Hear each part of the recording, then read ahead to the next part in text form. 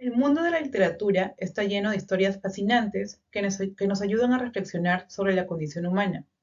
En esta ocasión, los invito a adentrarnos en el universo literario del reconocido autor Julio Ramón Ribeiro y su cuento Solo para Fumadores. En este cuento, Ribeiro nos adentra en los pensamientos más íntimos y profundos de su protagonista, quien nos confía sus amargas experiencias de vida. El cuento se desarrolla en un ambiente urbano, donde el personaje principal se enfrenta a la rutina de ciudades modernas y alienantes. Este cuento nos confronta con la fragilidad de la existencia y la búsqueda de identidad en un entorno desalentador. A través del simbolismo del acto de fumar, Ribeiro nos invita a reflexionar sobre nuestras propias elecciones y cómo enfrentamos las adversidades de la vida. Solo para Fumadores es una obra que deja una profunda impresión en aquellos que lo leen. Nos invita a explorar la complejidad de la condición humana y a encontrar significado en los pequeños momentos de la existencia. Sin haber sido un fumador precoz, a partir de cierto momento su historia se confunde con la historia de sus cigarrillos. De su periodo de aprendizaje no guarda un recuerdo muy grato, salvo después de fumar su primer cigarrillo se sentía tan mal que estuvo vomitando toda la tarde y juró no repetir la experiencia. Cuando entró a la universidad seguía fumando. Cuando no tenía cigarrillos ni plata para comprarlos, se las robaba a su hermano. También fumó cigarrillos Inca porque eran los más baratos. Un tío militar le traía del cuartel cigarrillos de tropa, no le costaba nada y se fumaban. No sabía si el tabaco era un vicio hereditario. Sus tíos eran grandes fumadores. Su tío paterno George murió de cáncer al pulmón. Entre tanto, sus cuatro tíos maternos vivieron esclavizados por el tabaco. El fumar se había ido ya enhebrando en casi todas las ocupaciones de su vida. Su viaje en barca a Europa estuvo marcado por el cigarrillo. Fumaba apoyado en la borda o en el bar. Era lindo, lo reconocía. Los escritores por lo general han sido y son grandes fumadores, pero es raro que no hayan escrito libros sobre el vicio del cigarrillo. Ya en París sus recursos fueron disminuyendo y no le quedó más remedio que contentarse con el ordinario tabaco francés. Ocurrió un día que no podía ya comprarse sus cigarrillos franceses y tuvo que cometer un acto civil, vender sus libros. Sentado en su cama encendió un pitillo y quedó mirando su estante vacío. Sus libros se habían hecho literalmente humo. Después vio a un caballero elegante que encendía un cigarrillo en la calzada. Se acercó y le dijo, ¿sería usted tan amable de invitarme un cigarrillo? El caballero dio un paso hacia atrás, horrorizado, y huyó. Él lloró silenciosamente de rabia, de vergüenza, como una mujer cualquiera. Luego trabajó como recolector de papel de periódico.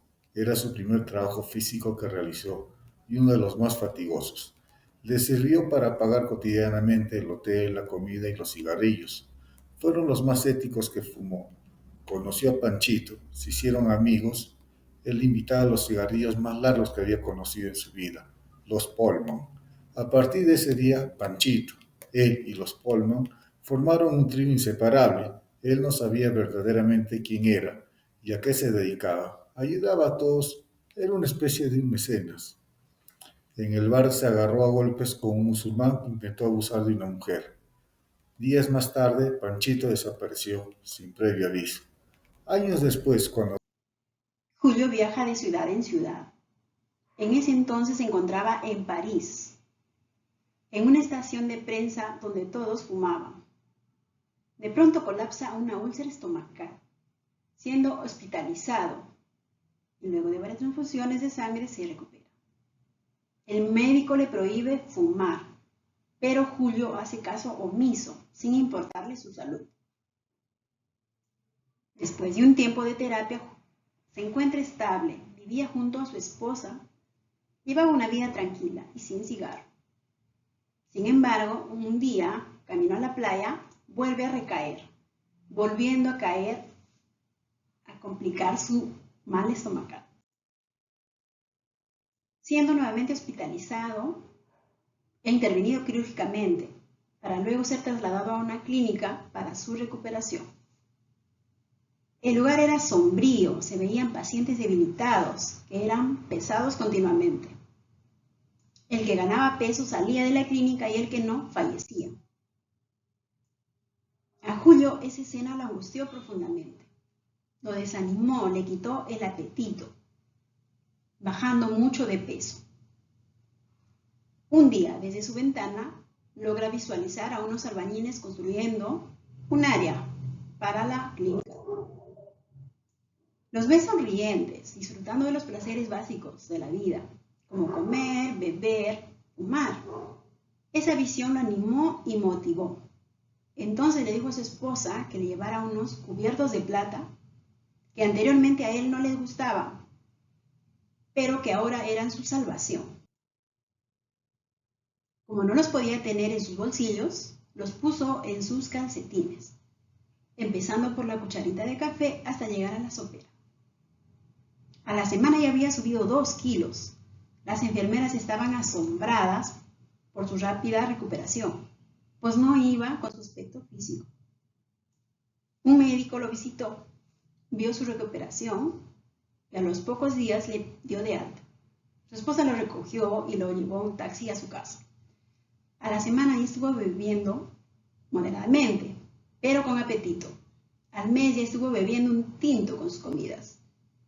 Unos meses más tarde era su 40 aniversario y probó su primer cigarrillo nuevamente, con la aprobación de su esposa y amigos. Y ahora, 15 años después, Julio vive en una casa pequeña en Italia. Sigue escribiendo sus libros y con un último cigarrillo en mano deja abierta la puerta a nuevas experiencias y reflexiones, mientras continúa con su propia búsqueda y exploración.